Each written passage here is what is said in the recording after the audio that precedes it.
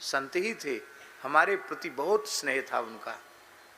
हम उनका दर्शन करने गए हॉस्पिटल में, और वो उनका आखिरी क्षण ही था। नेत्र बंद थे, मुख पर सूजन थी। हमने उनसे, उनके सेवा में जो थे, उन्होंने कहा, हमारा नाम लेकर के वो आए हैं। तो उन्होंने, उनके मुंह से धीरे से निकला, क्या लाए हैं? तो हम संत चरणामृत ब्रजरज ये सब लेके गए थे।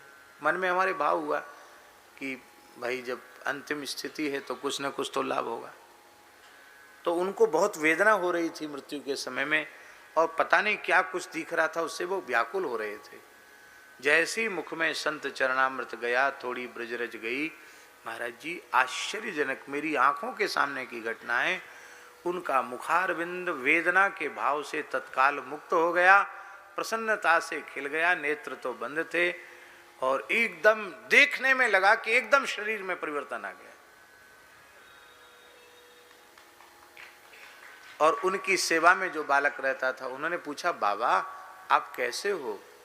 तो उन्होंने कहा कि राधा रानी अष्ट सखियों के सहित सामने खड़ी है और बरसाना चलने को कह रही है। ये अंतिम शब्द थे।